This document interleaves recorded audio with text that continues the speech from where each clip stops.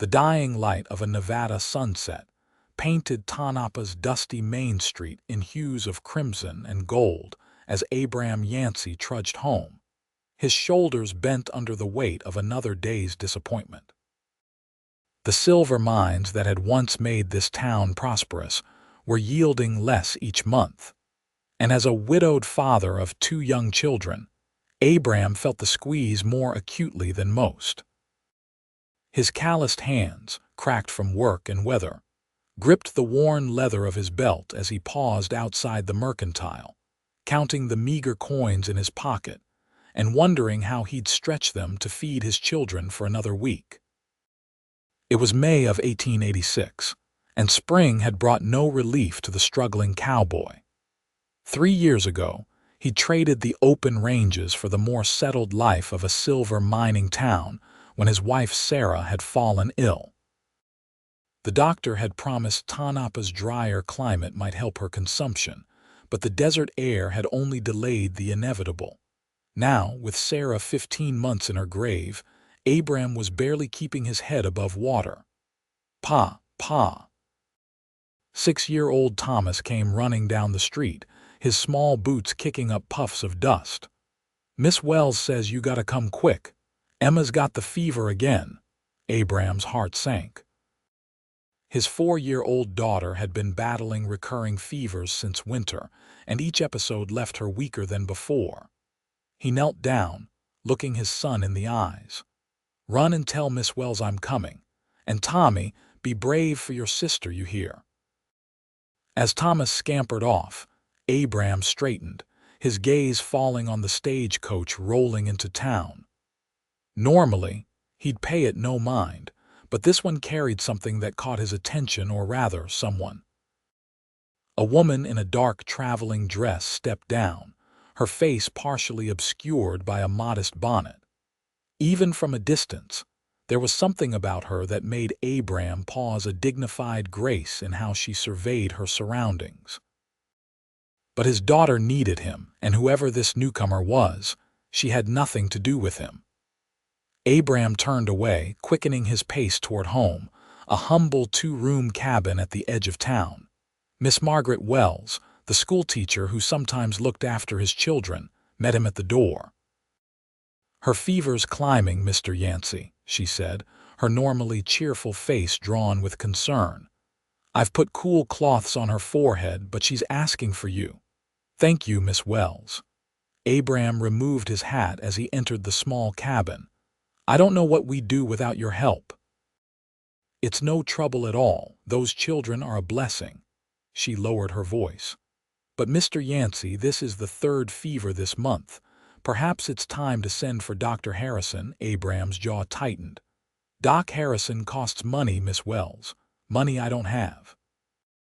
"Perhaps the church fund." "I'm not taking charity," Abram said sharply, then immediately regretted his tone. "Forgive me, it's been a hard day." Miss Wells nodded understandingly. "I'll leave you to her then. Thomas can stay with me tonight if you'd like." After she left with his son, Abram entered the small bedroom where Emma lay, her golden curls damp against her flushed face. "Pa," she whispered, reaching out a small hand. "I'm here, sunshine." He took her tiny hand in his, alarmed at how hot it felt. "How's my brave girl?" "Not very brave," Emma admitted, her blue eyes so like her mother's filling with tears. "My head hurts something terrible." Abram swallowed hard. Pride be damned, he'd have to find the money for Dr. Harrison.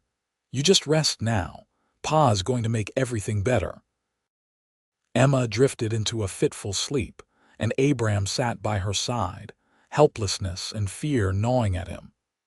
Through the small window, he could see stars beginning to appear in the darkening sky. He thought about praying, but wondered if God had any interest in the troubles of a worn-out cowboy who couldn't even protect his own children. The next morning, Abram left Emma sleeping and headed to the assayer's office with the last of his silver ore samples. If they yielded anything decent, he might have enough for the doctor. The morning sun was already hot against his back as he passed the Silver Spur Saloon, where men with more money and fewer responsibilities were beginning their day with whiskey and cards. "Morning, Yancy," called Jeb Peterson from the barber shop. "Heard the widow Keller arrived yesterday. Town's already buzzing about it." Abram vaguely recalled the woman from the stagecoach. "What's she doing in Tanapa?" "Inheriting, from what I hear. Old man Keller's store her husband's uncle left it to her after he passed last month." Imagine that, a woman running a business. Abram merely nodded, uninterested in town gossip with his daughter sick at home. He continued to the assayers, where the news was as he feared. The ore samples were barely worth the effort of extracting them. With the few dollars pressed into his palm, he headed straight to Dr. Harrison's office. The doctor, a thin man with spectacles and a perpetually worried expression, listened as Abram described Emma's symptoms. "Sounds like it could be a number of things, Mr. Yancy. I'll come by this afternoon." "How much will it cost?" Abram asked bluntly. Dr. Harrison sighed. $5 for the visit, more if medicines are needed." Abram placed $3 on the desk. "This is all I have right now. I can get the rest by the end of the week." The doctor looked uncomfortable but pocketed the money. "4 o'clock then." With that settled, Abram decided to stop by the mercantile for some broth ingredients for Emma. As he approached the store, he noticed a sign in the window, "Under new management." Inside, the shop was transformed. Gone was the layer of dust that had settled over everything in old man Keller's final months. The shelves were newly organized, and the floor had been swept clean. Behind the counter stood the woman from the stagecoach, now without her bonnet. Her auburn hair was neatly pinned up, revealing a face that was striking not for conventional beauty, but for its intelligence and composure.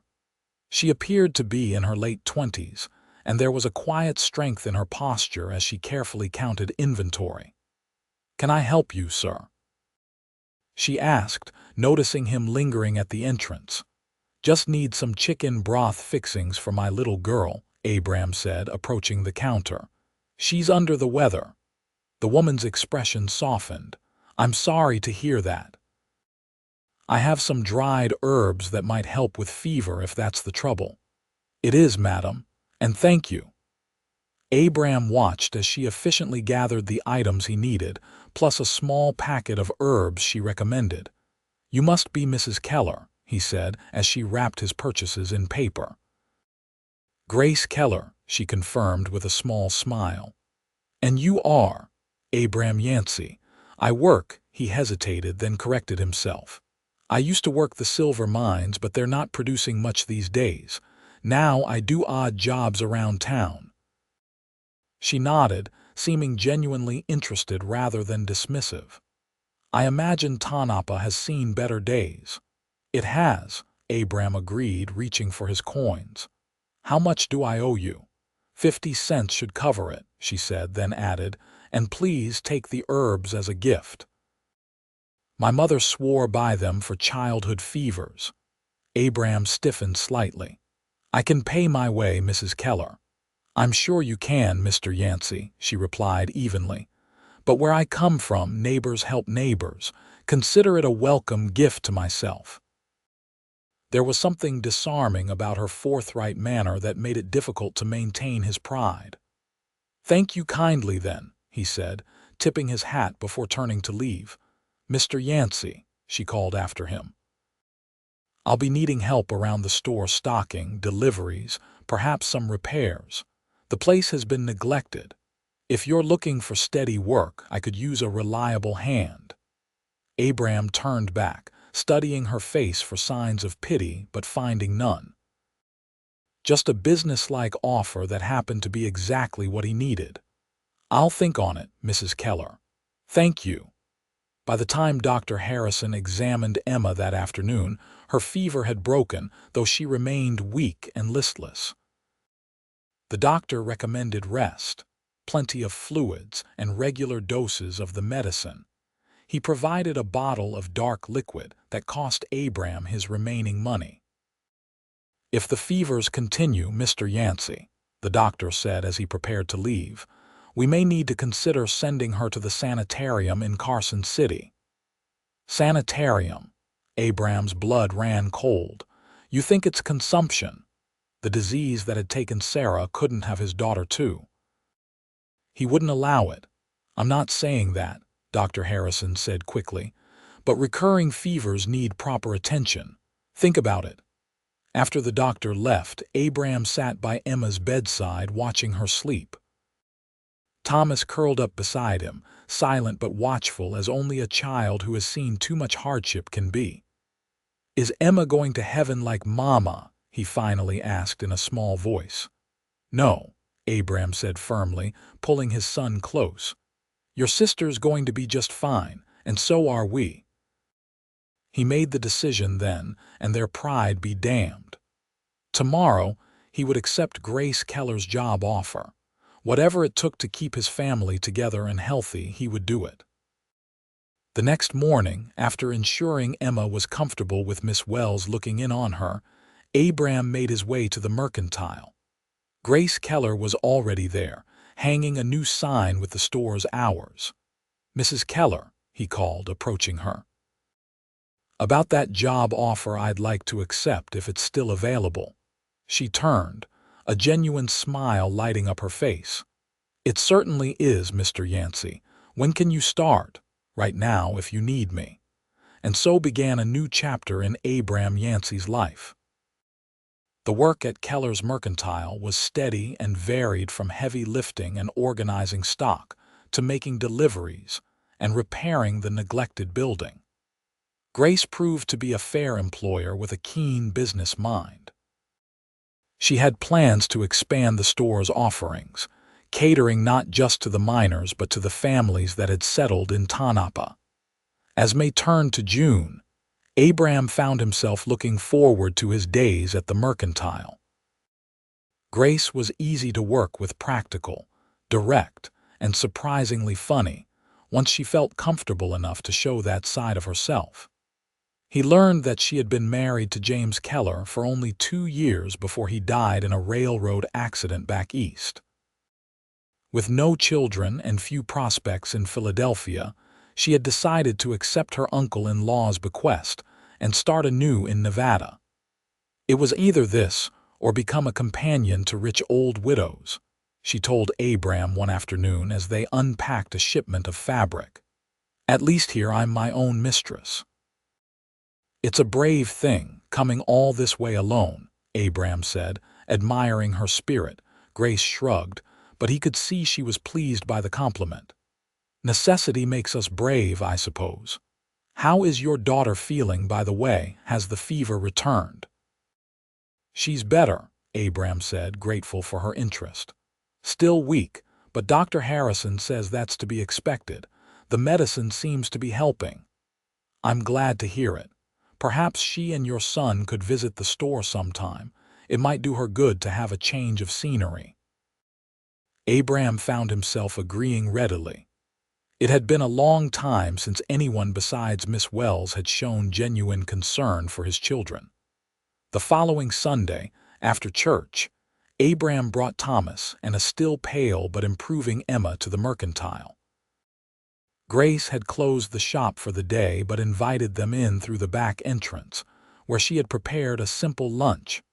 Emma, shy at first, soon warmed to Grace, especially when she produced a small cloth doll she had made. "Every girl needs a friend," Grace said, placing it in Emma's small hands. "What do you say, Emma?" Abram prompted. "Thank you, Mrs. Keller," Emma whispered, clutching the doll to her chest. "You can call me Miss Grace," she told the child with a warm smile. Thomas, less easily won over, watched Grace with cautious eyes until she asked him to help her slice an apple pie she had baked. The responsibility and the subsequent praise for his careful work seemed to thaw his reserve.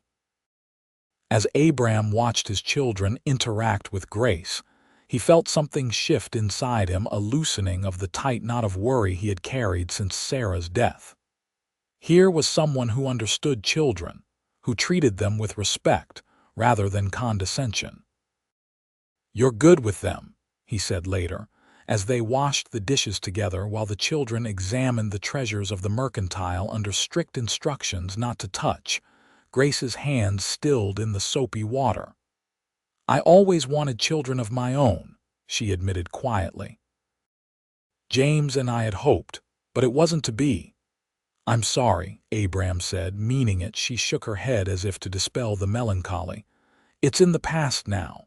Besides, Tanapa has no shortage of children who could use a friend." As summer progressed, so did Abram's work at the mercantile.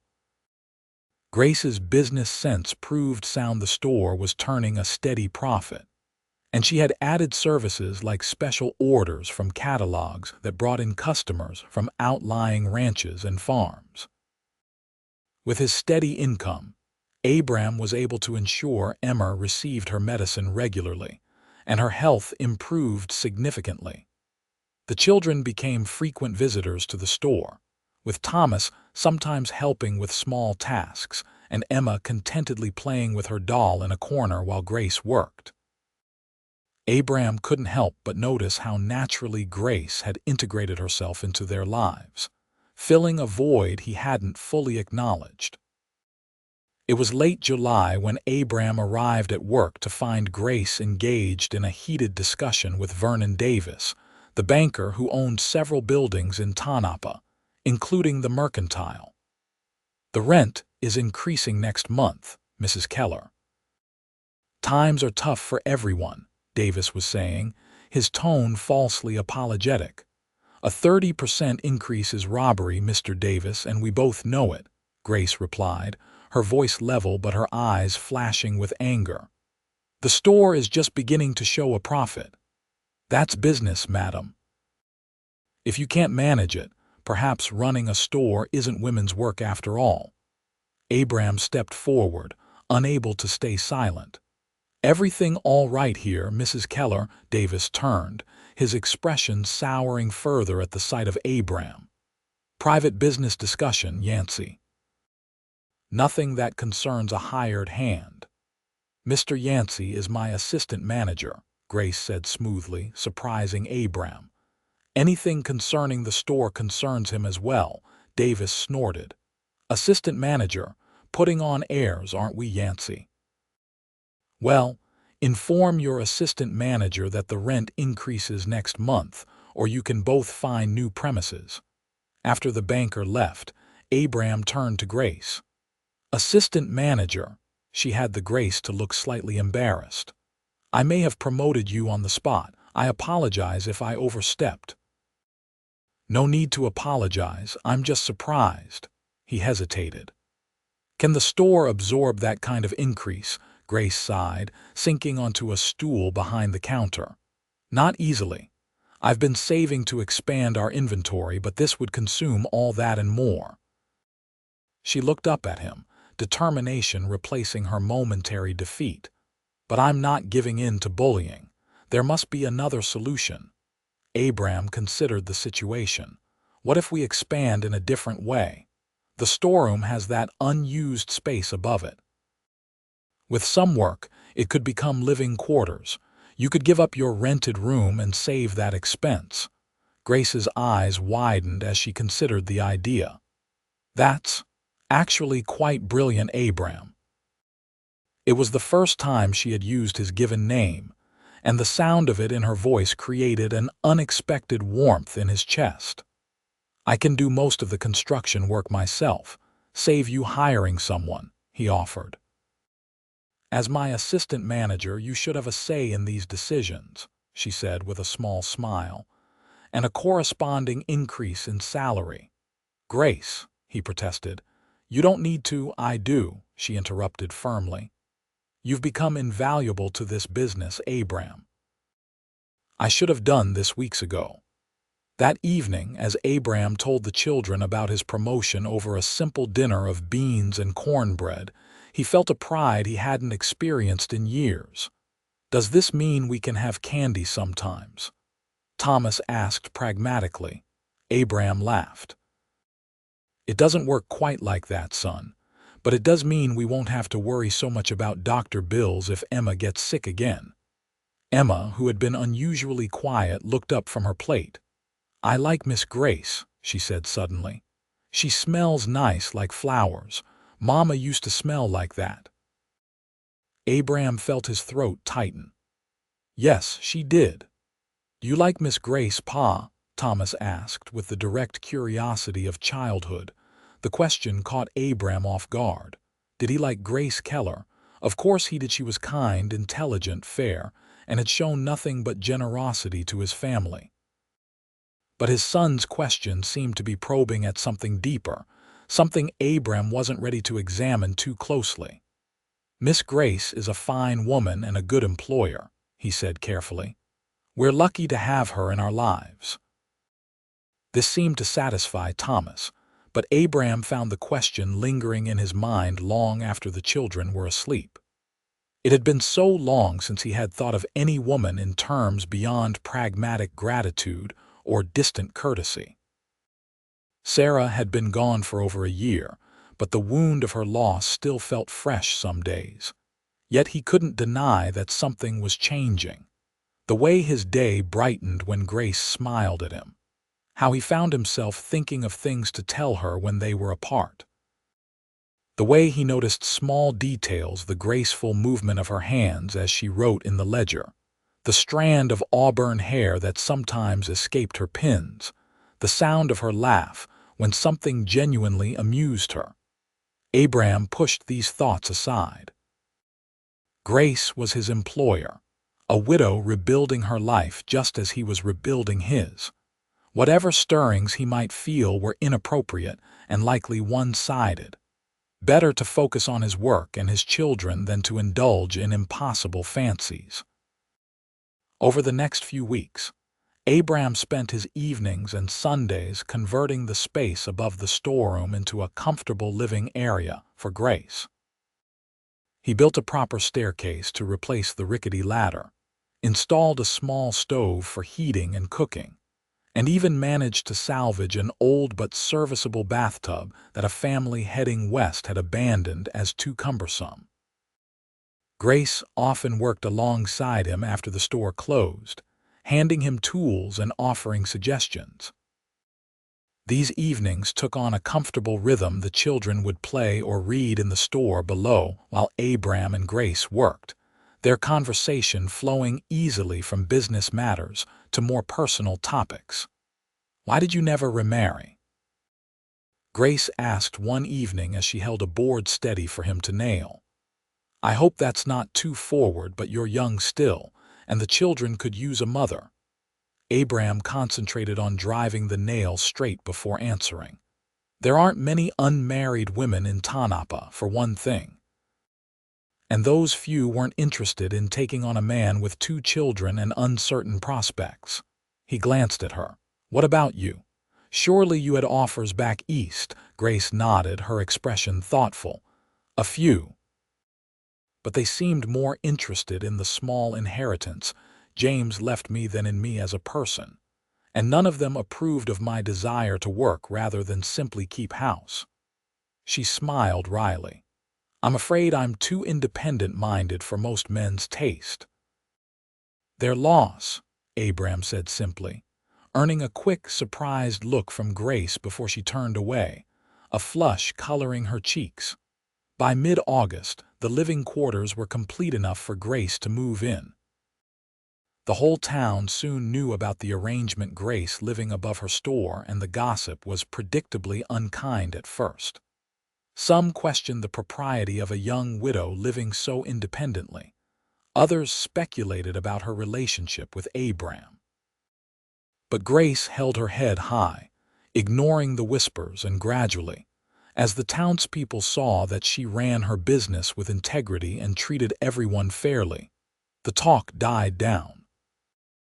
The mercantile became something of a social center for Tanapa, especially for the women who appreciated Grace's understanding of their needs and her willingness to order special items from back east.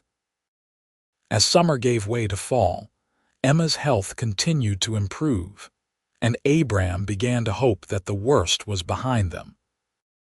The mercantile was thriving despite Vernon Davis's rent increase, thanks in part to Grace's resourcefulness, and in part to Abram's practical suggestions for expanding their offerings to include more tools and supplies for the ranchers in the area. One crisp September evening, as Abram closed up the store, Grace invited him and the children to stay for supper in her new quarters. "I've made a stew," she said, almost shyly. "Too much for just me. It would be a shame to waste it." The meal was simple but delicious, and the atmosphere in Grace's small living space was cozy and warm. After they ate, Thomas convinced Grace to play a game of checkers with him, while Emma, tired from the day's activities, curled up on Abram's lap and fell asleep. As he watched Grace patiently teaching Thomas a strategy, Abram was struck by how comfortable this felt, the four of them together like a family.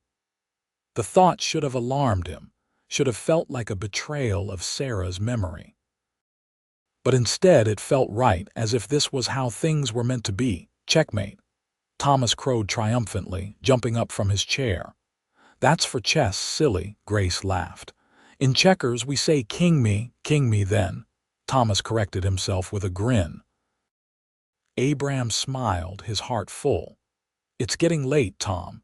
Help Miss Grace clean up, then we need to get Emma home to bed." As they prepared to leave, Grace touched Abram's arm lightly. "Thank you for coming. It's nice to have the place filled with voices other than my own." "We enjoyed it," Abram said sincerely. "You're welcome at our cabin anytime as well." "Pa makes terrible stew, though," Thomas added seriously, making both adults laugh. "Perhaps I could teach him sometime," Grace suggested, ruffling the boy's hair.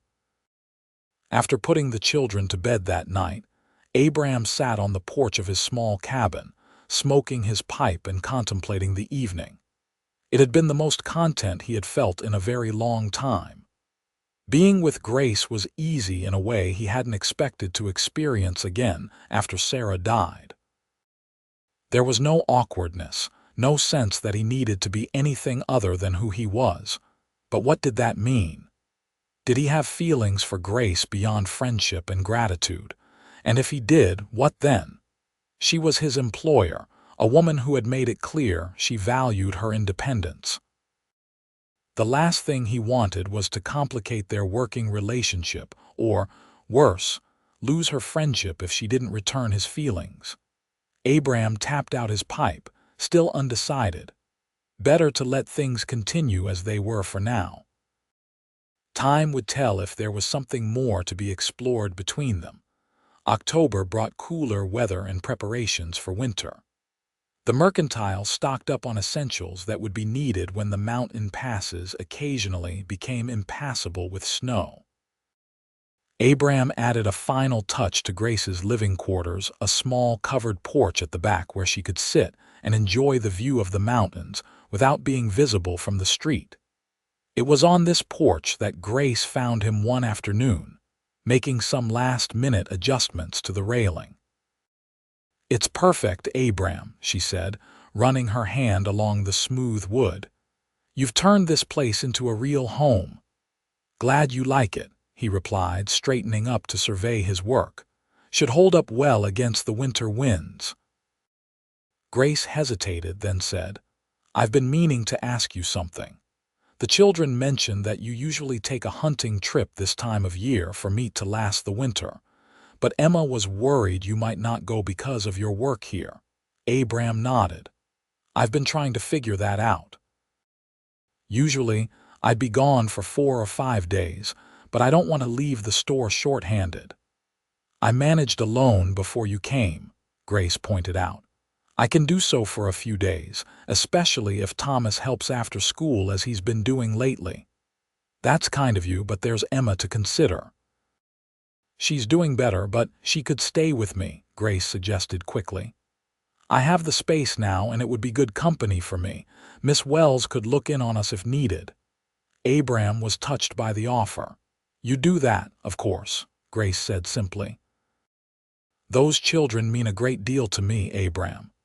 There was something in her voice, a warmth and sincerity that made Abram's heart beat faster. "And you to them," he said softly.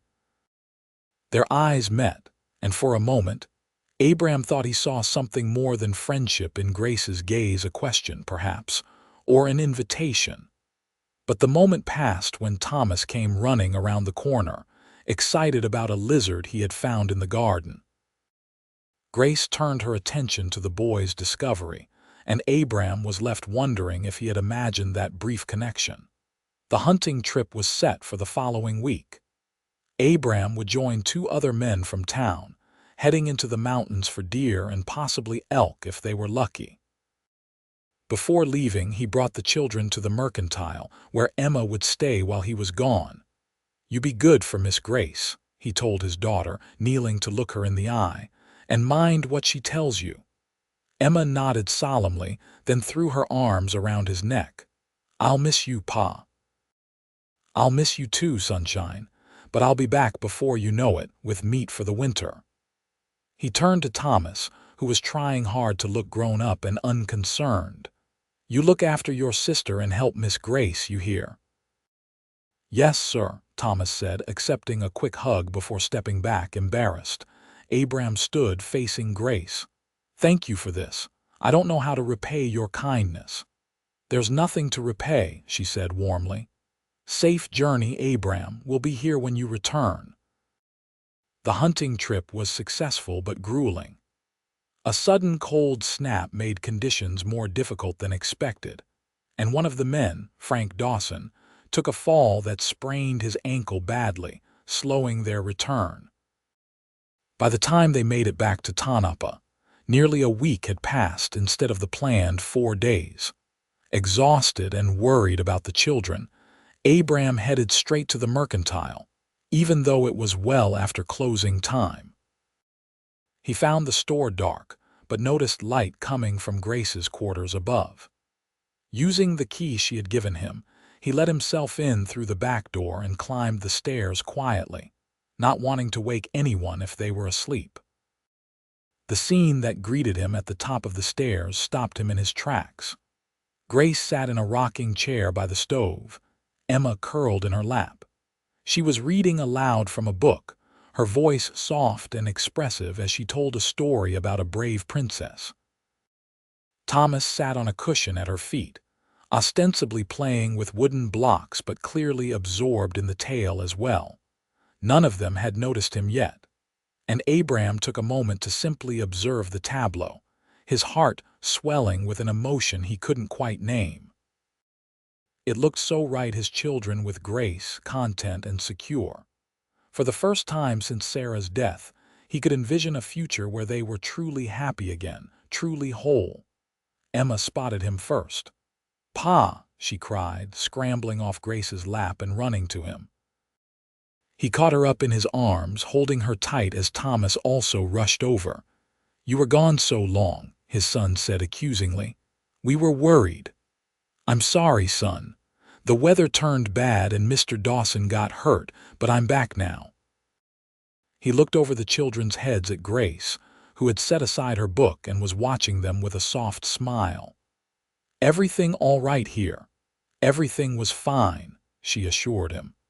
"Emma had a slight fever one night, but the herbal tea Dr. Harrison recommended worked wonders." Abram felt a stab of guilt. "I should have been here." "You can't control the weather, Abram," Grace said practically, "and children get fevers. She was never in any danger."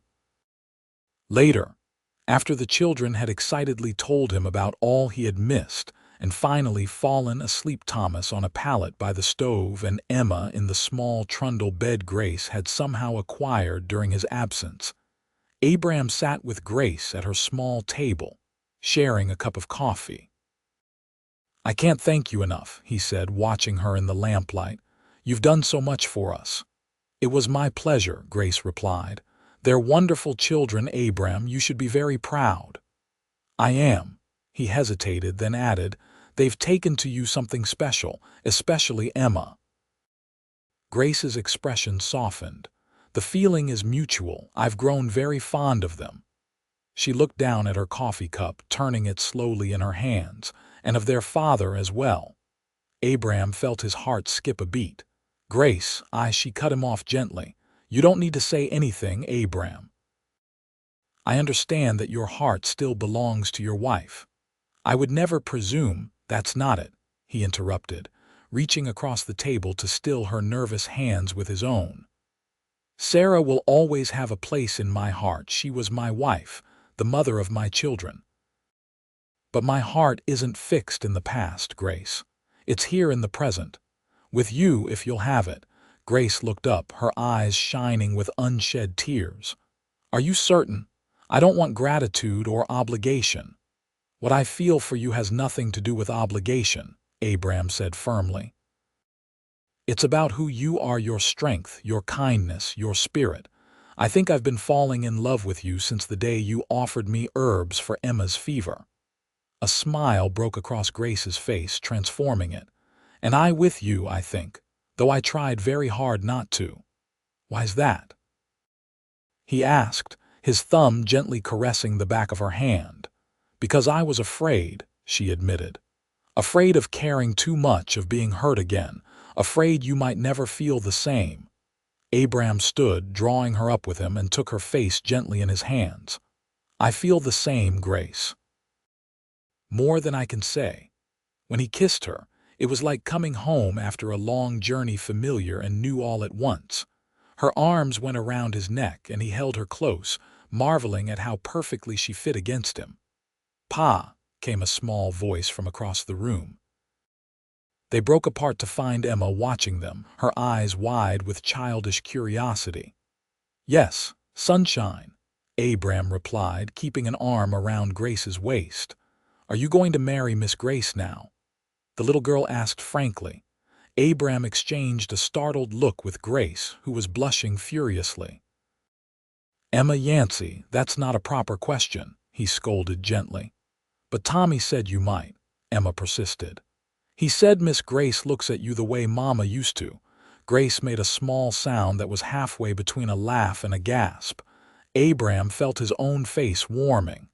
"Back to bed, young lady. We'll talk about this in the morning." After Emma had obediently returned to her trundle, Abram turned back to Grace. "I apologize for that. Children have no sense of timing or propriety." "No need to apologize," Grace said, still blushing but smiling too. "It's natural for them to wonder." Abram took her hands in his again. "It may be too soon to talk of marriage," he said carefully, "but I hope you know that my feelings are serious, Grace. This isn't a passing fancy." "Mine aren't either," she assured him. "But I agree we shouldn't rush. The children need time, and so do we. So we'll take it slowly," he suggested. "Court properly." Grace smiled, a teasing light in her eyes. "Does that mean you'll be calling formally on Sunday afternoons, Mr. Yancy? Perhaps bringing me flowers and taking me for proper chaperoned walks, if that's what you want," he said seriously. "Though I think we're a bit past the need for chaperones, considering the circumstances." She laughed softly. "Indeed, but the flowers would be nice." The weeks that followed were some of the happiest of Abram's life. True to his word, he courted Grace, properly bringing wildflowers when he could find them, taking her on Sunday walks after church, and even arranging for them to attend a dance held in the town hall.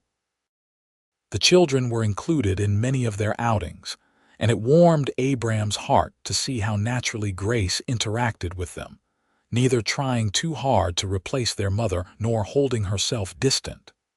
Winter arrived in earnest by late November, and Tanapa settled in for the season. The mercantile did a brisk business selling winter supplies, and Grace's idea to stock books and small toys for Christmas proved especially popular. Abram added a room to his cabin, working whenever he could spare time from the store, determined that if and when he asked Grace to marry him, he would have a proper home to offer her. It was 2 days before Christmas when disaster struck. A fire broke out in the saloon next door to the mercantile, spreading quickly in the dry winter air. Abram and Grace were working late, preparing Christmas orders when the alarm sounded. The children. Abram shouted, remembering that Thomas and Emma were upstairs in Grace's quarters, playing while the adults worked. "I'll get them," Grace said, already running for the stairs. "You get the ledger and cash box." Abram grabbed the essential items and was heading for the door when he heard Grace scream from above.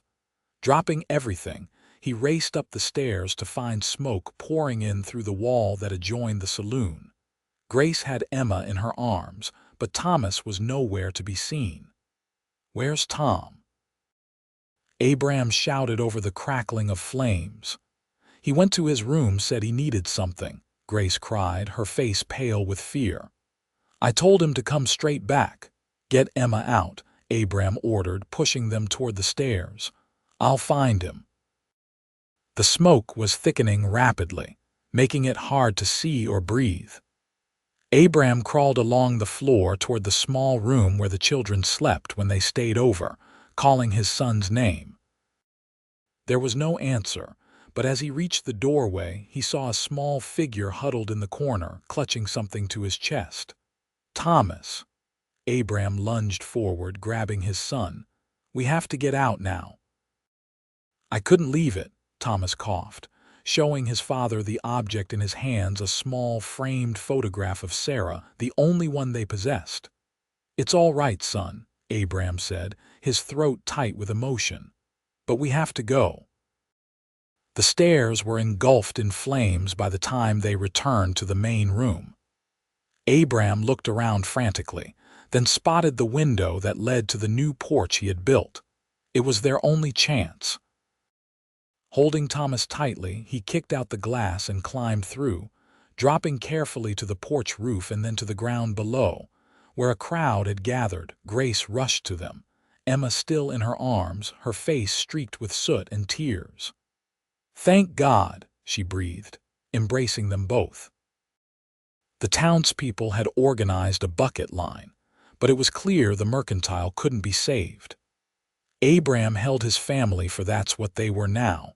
He realized and watched as the building that had brought them together burned to the ground. Later that night, sheltering at the home of one of Grace's customers who had offered them rooms, Abram sat with Grace after the children had finally fallen into exhausted sleep. "Everything's gone," Grace said hollowly, staring into the fire in the hearth with haunted eyes. "The store, my home, all our work." "Not everything," Abram said firmly, taking her hand. "We're alive, all of us. That's what matters." She looked at him, her eyes filling with fresh tears. "But what now? I have nothing left, Abram, nothing but the clothes on my back." "You have us," he said simply. "Me and the children, if you want us." Grace's expression softened through her tears. "Of course I want you, you know that." Abram took a deep breath. This wasn't how he had planned it. He had imagined something more romantic, perhaps on Christmas morning with the children watching excitedly. But now seemed right, necessary even. "Marry me, Grace," he said, his voice rough with emotion. "Not someday, not when things are perfect, but now. Soon. Be my wife, be a mother to my children." Grace's eyes widened. "Abram, are you certain? You don't need to do this out of obligation or because of the fire. I have nothing to offer you but love," he said, the words coming straight from his heart. "No fine house, no prosperous business. Just myself and 2 children who adore you almost as much as I do. It's not much, but it's yours if you want it." A slow, beautiful smile spread across Grace's tear-streaked face. "It's everything I want," she whispered. "Yes, Abram. Yes, I'll marry you." They were married on New Year's Day, 1887, in a simple ceremony at the small church in Tonopah. Emma, delighted to be a flower girl, scattered pine cones rather than petals due to the season, making the congregation laugh.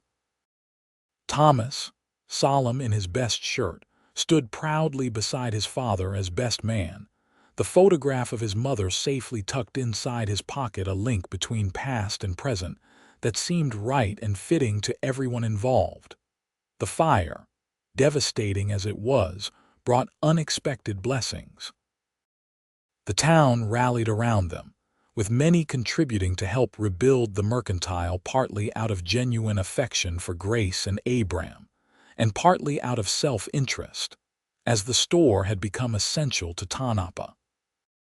Vernon Davis, perhaps motivated by guilt over his earlier treatment of Grace, offered to finance the rebuild at a fair interest rate, with no increase in rent for 5 years. By spring, a new mercantile stood where the old one had burned, larger and better constructed. Above it, a comfortable apartment was built for the new family, connected by a covered walkway to Abram's expanded cabin, giving them flexibility as the family's needs changed. Grace, now Grace Yancy, ran the business with the same efficiency and warmth as before, while Abram took on more responsibility for its day-to-day operations. Emma's health continued to improve with regular care, proper nutrition, and the emotional security of a complete family. Thomas, initially reserved with his new stepmother, gradually opened his heart to her, especially after she showed him how to create a special memory box for keepsakes of his birth mother, making it clear that Sarah would always be honored in their home. In late summer, Grace confided to Abram that she was expecting a child. The news filled him with a joy he had almost forgotten was possible, and the children were equally excited at the prospect of a new sibling. A boy or a girl, which would you prefer? Abram asked her one evening as they sat on the porch of their home, watching the sunset paint the Nevada sky in brilliant hues. Either, as long as the baby is healthy, Grace said, her hand resting on her still flat stomach. Though I admit, I sometimes imagine a little boy with your eyes and stubborn chin. Abram laughed, pulling her close. Poor child, stuck with my chin. Let's hope he or she gets your good sense and kind heart instead. Grace leaned against him, content. Do you ever wonder at the chain of events that brought us here?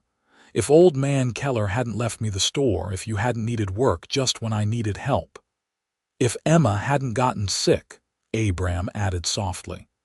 As much as that terrified me, it brought me into your store that day. Life is strange that way, Grace mused.